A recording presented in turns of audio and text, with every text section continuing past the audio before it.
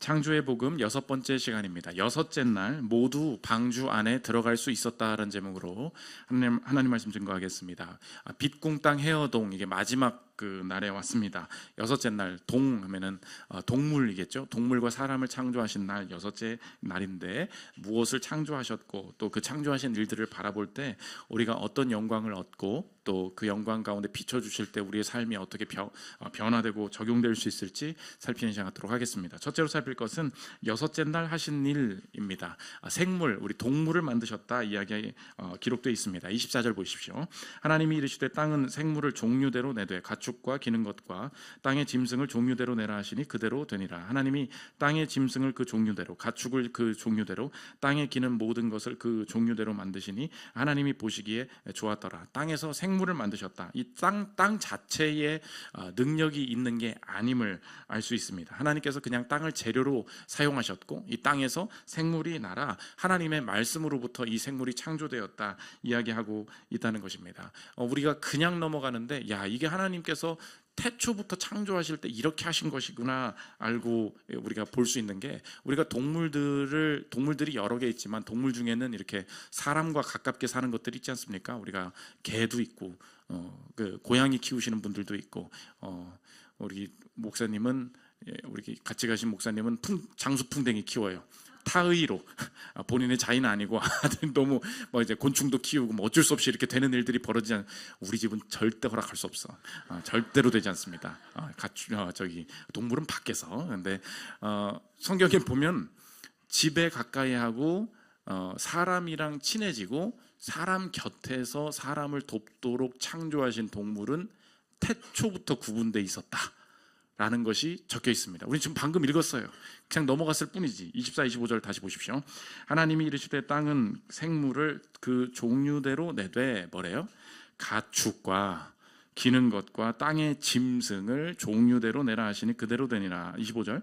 하나님이 땅의 짐승을 그 종류대로, 가축을 그 종류대로, 땅에 기는 모든 것을 그 종류대로 만드시니 하나님이 보시기에 좋았더라. 라이브스탁이 따로 있었다는 거예요.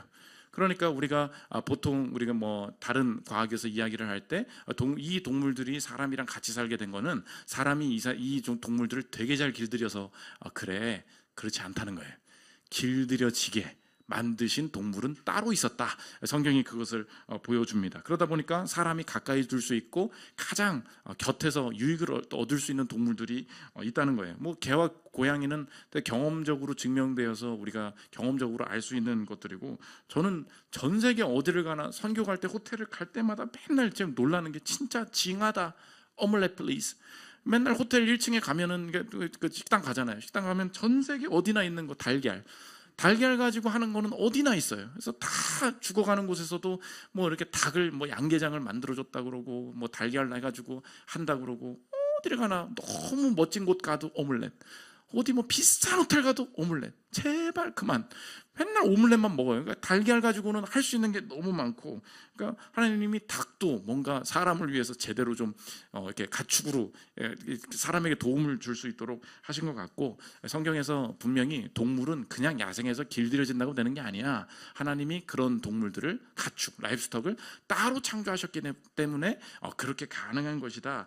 성경 말을 하고 있다는 것입니다. 마찬가지 오늘 동물을 창조하실 때 종류가 어마어마하겠죠. 지난주부터 이렇게 서서히 이렇게 단계적으로 가고 있는데 계속해서 성경의 1장을 쭉 읽어보면 다 강조하는 게 according to their kinds, 종류라는 단어를 계속해서 쓴다. 이 종류는 그래서 뭐라 그랬어요? 종류가 다르면 교배가 되지 않는다 그랬죠. 과학은 훨씬 더 가장 더 적은 종, 스피시스를 사용을 해가지고 이 종들을 계속해서 분화시키고 있지만 성경에서는 종류로 구분을 한다는 것입니다. 여섯째 날 동물이니까 당연한 질문이죠. 이 동물들 다 방주 들어갔어요? 이 고민이 들 수 있다는 것입니다. 종으로 따지면 어마어마한 종, 성경 과학자들이 말하는 게 지구상에 어떤 종이 있냐? 870만 종이 있다는 거예요. 870만 종. 그러니까 듣자마자 아니지. 듣자마자 안 되는 거죠. 그 870만이 어떻게 모든 종이 들어가냐? 그렇게 하면은 성경 모든 것들을 믿을 수도 없고 과학적으로 가능하지도 않고 이렇게 이야기를 하는데, 실제로 이거 실험 스터디를 하신 분이 있어요. 존 우드모라페라고, 영어 책인데 이건 인용된 걸 본 거니까, 노아즈 아크 하는, 노아즈 아크, 책 이름이 노아즈 아크예요. 근데 이제 부제가 뭐냐면 피지빌리티 스터디, 이게 가능하냐 이거를 이제 한 거죠. 이제 성경에서 보면 길이가 300규빗이다, 폭이 50규빗이다, 높이가 그 30규빗이다 이게 나오거든요. 실제로 하면은 길이가 135m 정도 돼요. 노아 방주가 폭이 22m, 높이 13m 이렇게 하는데, 실험을 해본 거예요. 양을 기준으로 해가지고 가득 실으면 12만 5천 마리 실른다는 거예요. 근데 아까 종이 뭐라 그랬어요? 870만 종. 안 들어간다니까 이거 다 사기야, 이렇게 얘기할 수 있다는 것입니다. 뭘 기준으로? 스피시스, 종을 기준으로. 그런데 실제로 패밀리 정도가 성경이 말하는 종류라 그랬죠. 그러면 몇 마리 정도 되냐? 1000마리에서 한 1200마리 정도.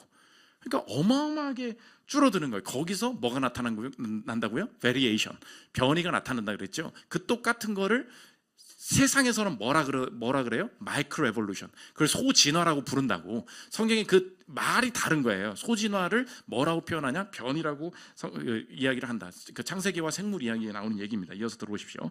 지구상에는 약 870만 종의 생명체가 살고 있을 것이라고 한다. 이 중에서 동물은 770만 종이 넘을 것으로 예상하는데, 현재 확인된 종만 해도 95만 종이 넘는다. 이 동물 중 95%는 무척추 동물이며, 무척추 동물의 75%는 곤충이다. 또 동물의 5%에 해당하는 척추 동물의 절반은 물고기다. 그러나 하나님은 생물들을 종대로 창조하신 것이 아니라 종류, 카인드대로 창조하셨다. 하나님께서 창조하신 생명체는 어류 3만 3천 종, 양서류 7,500종, 파충류 10,000종, 조류 10,000종, 포유류 5,500종, 6만 6천여 종이다. 한 종류의 범위를 과학자들의 분류 체계인 패밀리 수준으로 보았을 경우 약 1000종류의 피를 가진 동물들이 창조되었을 것으로 본다. 한 종류를 과가 아니라 그 아래 단계인 속, 더 많은 걸로 한번 가정을 하더라도 방주에 실어야 할 모든 동물의 수가 16,500마리 이하라고 밝히고 있다. 그러니까 종으로 이야기하면 이야기 자체가 안 되는 거예요. 그런데 하나님께서 종류대로 창조하셨고, 그 종류가 모두 방주 안에 들어갔고, 그 방주 밖으로 나와서부터 지금까지 여러 가지 변이의 단계들을 거쳤을 때 그 다양성 가운데 충분히 가능한 이야기다. 성경은 그렇게 이야기하고 있다는 것입니다. 여섯째 날 있었던 또 다른 중요한 창조가 뭐냐?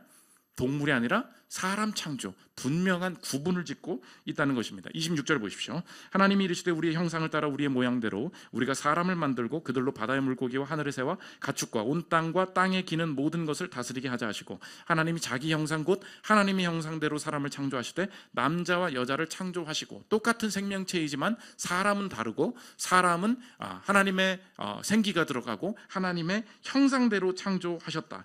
형상이 무엇입니까? 우리 성장반에서도 했는데 하나님을 반영한다, 그 뜻이에요.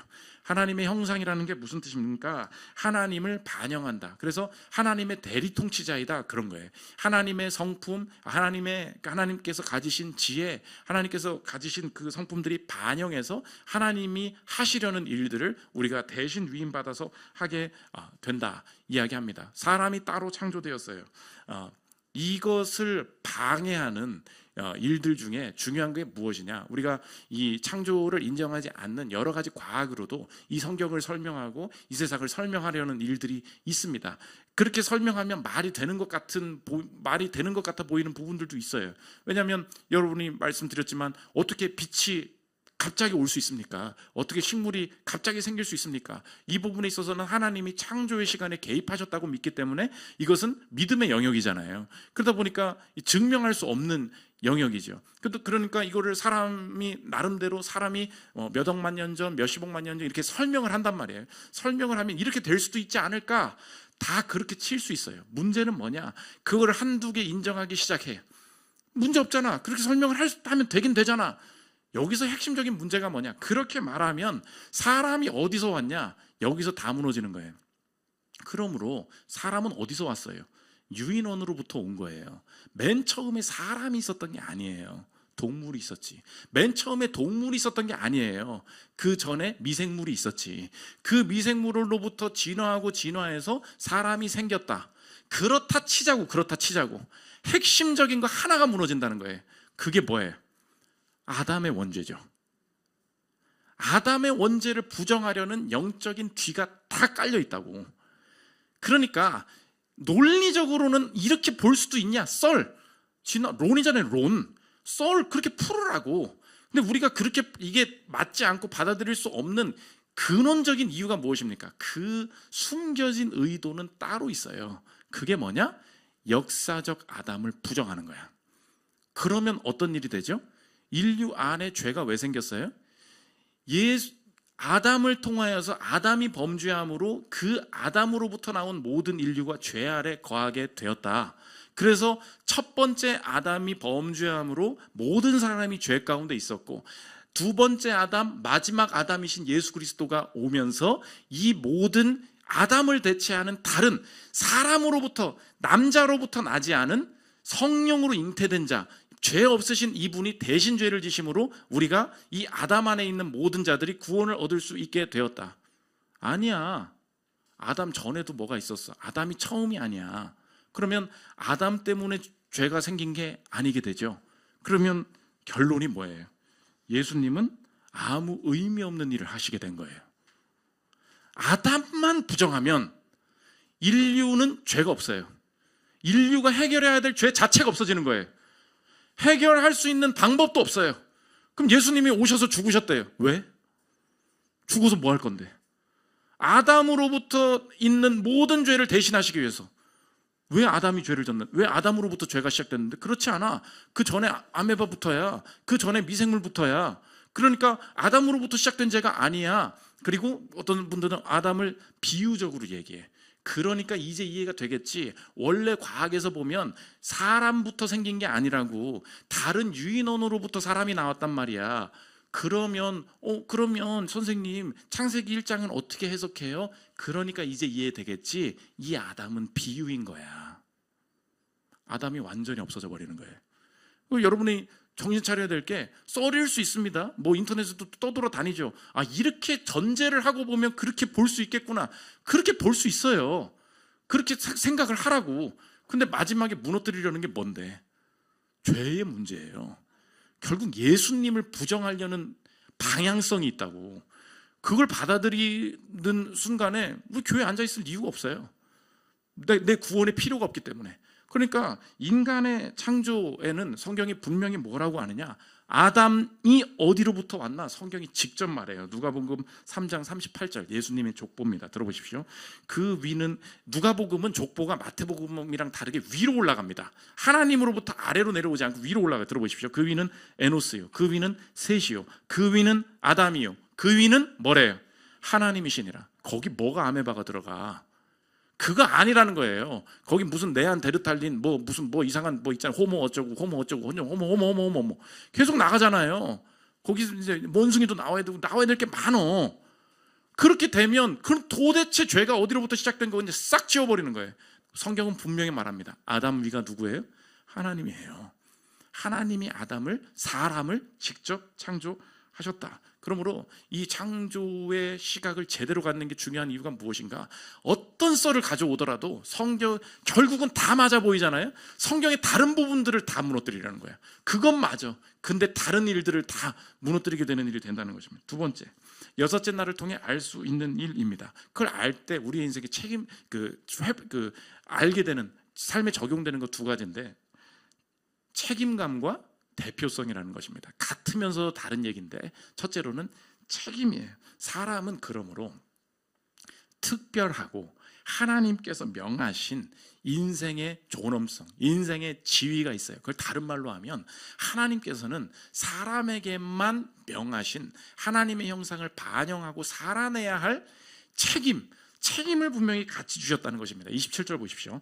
하나님이 자기 형상 곧 하나님의 형상대로 사람을 창조하시되 남자와 여자를 창조하시고 하나님이 그들에게 복을 주시며 하나님이 그들에게 이르시되 생육하고 번성하여 땅에 충만하라. 땅을 정복하라. 바다의 물고기와 하늘의 새와 땅에 움직이는 모든 생물을 다스리라 하시니라. 내가 만약에 그냥 진화되어가는 과정 중에 그냥 있는 일부의 그냥 내 생명체일 뿐이다. 내가 이렇게 열심히 살 필요가 없어요. 근데 하나님이 뭐래요? 아담 위는 하나님이시다. 하나님이 직접 아담을 만드시고 생육하고 번성하여 땅에 충만하라. 그때의 그 창조주 앞에서 가져야 되는 생각이 뭐예요? 그게 책임입니다. 내 인생을 살아내야 될 책임이 있는 거예요. 진화의 과정이고 인생의 이 우주의 먼지 쪼가리일 뿐이고 잠시 왔다 가는 존재일 뿐이야. 속지 마십시오. 한 사람 개개인을 하나님께서 직접 창조하시고 책임을 부여하셨다. 이렇게 적용할 수 있죠. 책임지려는 곳에 하나님이 계시고요, 책임지려는 곳에 하나님께서 일하시고요, 내 인생에 책임지려는 곳에 내 인생 미래의 기회가 있다는 것입니다. 이게 중요한 적용이에요. 내 인생에 어려움들이 있습니다.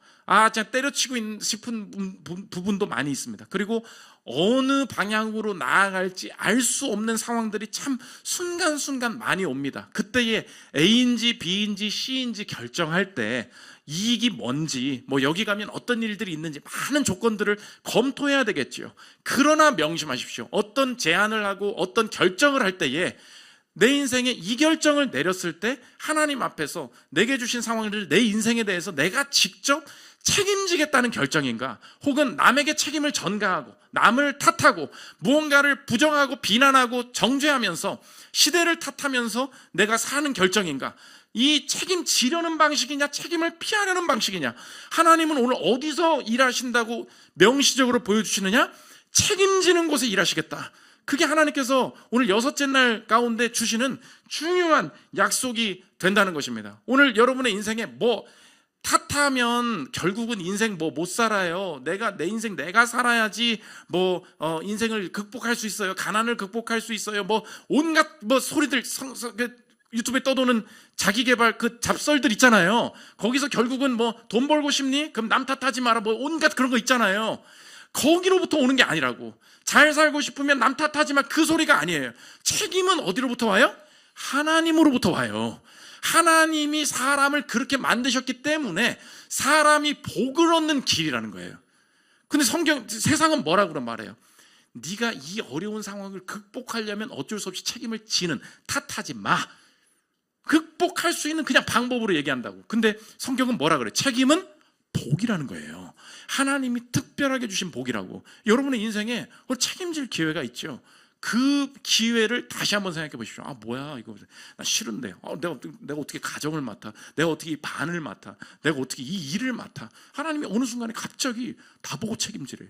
이걸 이런 일을 해래. 갑자기 나와서 찬양인도 하래. 뭐야? 책임진 거야. 그냥 제가 개입하지 않았습니다. 콘티는 이렇게 해. 자꾸 내 눈치를 보는 거야. 원하시는 게 있으실까요? 원하는 찬양이 있어요? 원하는 방식이 있을까요? 제가 진짜 코멘트를 하나도 안 해요. 네 마음대로. 그래서 네 마음대로 해봐. 마지막에 서로 맞춰보기만 하고 우리 성도들이랑 괜찮겠다. 왜요? 사람의 기회가 어디 있어요? 사람의 하나님께서 하실 일들이 보여지는 방식이 어디 있어요? 책임지는 데서 나온다고. 그래서 데이비드 시멘즈라는 그 심리 상담 기독교 작가예요. 굉장히 중요한 그 책들을 많이 쓰신 분인데, 이분이 온갖 상처 입은 자들을 치유하고 그들을 위한 책을 쓰셨어. 그리스도인들이라고 상처 없는 게 아니다. 이거 그리스도인들도 트라우마가 있을 수 있고, 그리스도인들도 상처 입을 수 있고, 그 상처를 극복해내고, 그리스도인들도 우울할 수 있고, 그거 상담하게 선구자였어요. 근데 이분이 새로운 책을 썼어. 책 이름 뭐냐? 한자야. 탓. 서문에 뭐라고 돼 있냐? 내가 그리스도인들이라고 무조건 다 극복할 수 있고 그런 거 아니고, 상처를 돌아봐야 되고 어루만짐이 필요하다는 거 인정해서 자기가 평생의 사역을 했다는 거예요. 근데 균형을 잃었다는 거야. 그리스도인들 어떻게 바뀌었냐? 피해를 입은 건 맞아요. 근데 어떻게 바뀌냐? 상담이 중요해, 치유가 중요해, 상처 트라우마를 기억해내는 게 중요해. 피해자 의식이 돼버렸다는 거예요. 성경을 보니 곳곳 도처에 피해 입은 자들 투성이라는 거예요. 그런데 그들에게 공통점이 있다. 피해자 의식을 가진 사람은 하나도 없었다는 거예요. 하나님의 기적과 하나님의 일하심이 그 모든 피해 입은 자들에게 어떤 방식으로 나타났냐? 그 자신의 인생을 하나님 앞에서 책임지겠다는 사람. 피해자 의식은 존재하지 않는다는 걸 발견했다는 거. 꼭 시간 되시면 한번 읽어보십시오. 들어보십시오. 이것은 선택에 따르는 개인적 책임을 회피하고 책임 전가 대상을 찾음으로써 거의 모든 행동에 대해 발뺌하려 드는 거대한 책임 전가 싸움입니다. 안타깝게도 그리스도인 내담자 다수가 이 전염병에 감염되고 말았다. 상담을 통해 얻은 통찰을 이런 상처가 있군요. 이런 거. 성화, 즉 그리스도를 더욱 닮아가는 과정의 한 수단으로 사용하지 않는 내담자들이 있다. 그들은 자신의 책임을 회피하고 그리스도인들의 삶의 수준을 뭐래요? 낮춰도 괜찮다는 핑계거리로 그 통찰을 사용하는 듯 보인다. 성경에는 온갖 피해자들이 등장하지만 피해자 의식은 전혀 없다. 빅티미제이션은 없다는 거예요. 자신이 선택하지도 않았고 통제할 수도 없었고 자신이 책임질 것 없는 일로 고난을 당하는 사람들, 이런 피해자들은 성경에 얼마든지 있다. 그러나 그렇게 입은 피해를 자신의 존재와 생활 방식의 근거로 삼아도 된다고, 즉 피해 의식 속에 살아도 된다고 허락받은 사람은 단 한 명도 없다. 저와 여러분의 인생이 멀쩡히 살아가는 사람들 같아 보이지만 저도 마찬가지예요. 내가 얻은 상처, 내가 누구에게 말할 수 없는 이런 일들을 당했던 거 저는 없을 것 같아요? 평생에 이런 일들을 겪는 바람에 내가 이런 일들을 겪는다, 나는 없을 것 같냐고. 여러분, 내 상처를 우상화시키지 마십시오. 이 사람들은 몰라, 팀 모임 안 나온대, 말도 안 해보고. 왜냐? 저랑 안 맞아요. 다 잘 사는 것 같아요. 다 목사님 저 모르시죠? 속으로 뭐라면 내가 너보다 고생 훨씬 많아 있어 자식아. 가끔 그러지 않을 수도 있지. 여러분 그럴 때가 있어. 그게 그 사람이 불쌍하지 않다는 뜻이 아니에요. 그게 안타까운 거예요. 우리가 어떻게 가죠? 그 상처를 숭배하기 시작하는 거야. 맞아. 이런 가정이 있는 사람 없을걸? 이런 아빠는 없을걸? 이런 피해를 당한 사람은 없을걸? 근데 나 알거든. 그 옆에 애가 훨씬 고생한 애거든. 여러분 뭘 안다고 말하는 거 되게 주의해야 돼요. 저 사람이 말을 안 했을 뿐이지 내 인생에 보이는 것만으로 내 인생이 가장 큰 피해자로 생각해. 그래서 이 사람이 신학대학원에 갔다는 거야. 전도사 될 사람들. 자기가 깜짝 놀랐대요. 그래서 이 책 썼다는 거야. 전도사 될 사람, 목사 될 사람, 상처를 그리스도의 보혈로 일으켜야 될 사람, 피해의식을 치유해야 될 사람들이 뭐라고 말하고 있느냐? 자기 신학대인가 고민했다. 들어보십시오. 다른 부모에게서 태어나기만 했더라면, 우리 부모님이 그렇게 엄하지만 않았더라면, 혹은 더 엄했더라면, 부모님이 좀 더 나를 사랑해 주셨더라면, 선교사 자녀만 아니었더라면, 나도 형처럼 머리가 좋았더라면, 언니처럼 예쁘기만 했더라면, 시험날 아프지만 않았더라면, 성폭행을 당하지만 않았더라면, 이 사람과 결혼하지만 않았더라면, 이혼만 하지 않았더라면, 혹은 좀 더 일찍 이혼했더라면, 교회 목사나 성도들이 나를 공정하게 대해주기만 했더라면, 이런 말들은 끝도 없다. 그래서 상담 유머가 있잖아요. 그 스트레스로 인한 우울증으로 정신과에 입원하신 분이 이때 인턴 의사를 데리고 가서 보여줬다는 거예요. 이 사람 왜 우울합니까? 물어봤더니 아름다운 여성이랑 결혼하기로 약속을 했는데 이 여자가 결혼 3주 전에 도망가가지고 딴 남자랑 그 결혼하는 바람에 이 남자가 충격에 빠져가지고 인생 전체 포기하고 지금 우울증과 무기력증입니다. 그렇군요. 다음 환자를 갔다는 거예요. 이 사람은 누굽니까? 이 사람도 똑같이 우울증과 완전 무기력합니다. 이 사람도 혹시 약혼녀를 놓쳤습니까? 아니요. 이 남자가 바로 그 도망간 여자와 결혼한 그 사람입니다. 유머 이해 못해요? 그 여자랑 결혼했는데 우울증에 빠졌다고. 이 유머가 안 통하네. 이해가 되시겠죠? 탓은 제각각이야. 결혼한 여자 떠나서 탓이고요. 결혼해도 망하는 거예요. 첫 번째가 뭐라고요? 책임. 맞아. 우리 부모가 가정 그냥 말아먹은 거 맞아. 그 일 당한 거 맞아. 그 사람이 나한테 진짜 뭐같이 한 거 맞아. 그래서 피해 의식, 오늘 예수의 이름으로 떠나가게 될 줄 믿습니다. 그리스도께서 오늘 내가 책임져 보겠다 말씀하실 때, 결심할 때 주님께서 여기로부터 시작되는 하나님의 놀라운 일들을 보여주실 것이다. 거기서 역사가 있다는 것입니다. 두 번째, 대표성이에요. 좀 더 다른 얘기인데, 책임지는 게, 대표로서 책임지는 거 그것도 맞죠. 책임은 내 삶에 대한 거야. 근데 하나님이 이 책임을 넓혀 가셔서 사람은 언제나 대표성을 띤 존재야. 27절 보십시오. 하나님이 자기 형상 곧 하나님의 형상대로 사람을 창조하시되 남자와 여자를 창조하시고, 하나님의 형상이다, 하나님의 대리 통치자다 이야기를 했죠. 단순한 개인주의가 아니다 그 뜻이에요. 하나님께서 내 인생을 책임지면서 쭉 나가요. 그러면 그 다음에 주시는 영역이 있어요. 그게 뭐냐? 대표성이에요. 하나님이 나를, 내 인생을 책임지라는 게 아니라 저 직원들을 책임지라고 하는 거야. 그 자녀들을 책임지라고 하는 거야. 이 팀을 책임지라고 하는 거예요. 그때에 개인주의적인 사람들은 뭐예요? 적용은 이것입니다. 우월함이 아니라 관계 속의 역할을 고민하는 거, 이것이 대표성을 가진 성도들이 해야 될 이 시대의 일이라는 것입니다. 뭐라고요? 우월함. 개인주의는 뭐예요? 딱 갔어, 팀에 가봤어, 내가 팀장이 됐어. 쟤 뭐예요? 쟤는 일을 잘하네 못하네? 나는 더 잘하네. 쟤는 연봉이 얼마네? 나는 더 높네. 개인주의는 뭐예요? 비교야, 비교. 누가 더 잘하냐 못하냐, 누가 이기냐 지냐, 그 얘기만 하고 있다고요. 근데 성경에는 사람에게 주신 사명이 하나 더 있다고. 그게 뭐예요? 대표성이에요. 그러므로 여러분의 인생에 이상하게 내가 잘못한 거 없는데 내게 맡기시는 사람도 있어요. 여러분, 그때 그거 버리려고, 그거 벗어나려고, 그거 내가 책임 안 지려고 회피할 때 내 인생 막힙니다. 이상해요. 하나님께서 어려운 자녀를 내게 주세요. 어려운 학생을 내게 주세요. 어려운 팀원 내게 주세요. 근데 이거 들고 있다간 내 인생 망할 것 같아. 그렇잖아요. 내가 왜 책임을 져요? 근데 하나님의 역사가 어디 있다고요? 내 인생에 대해서 책임지는 때. 또 한 개가 뭐예요? 관계 속에서, 조직 안에서, 네트워크 속에서 언제나 성도들에게 책임지는 역할을 주실 때 있어요. 여러분 주변에 보십시오. 이거 보고서 제가 안 썼는데요? 이런 애들 뿐이죠? 제가 안 했는데요? 저 모르겠는데요? 이거 누구한테 얘기 물어봐야 돼요? 어떻게 하면 모른 척할지, 어떻게 하면 피할지, 다 그런 사람들 뿐 아닙니까? 여러분 개인도 그렇고, 여러분 직원을 볼 때도 그렇죠. 여러분 위에서만 책임지려고 하지 말고 밑에 있는 상황에도 한번 생각해 보십시오. 이거는 누군가는 아무튼 이거 좀 해야 되는 일인 것 같아요. 그때 한번 맡아봐요. 내가 욕먹겠다고 한번 해봐요.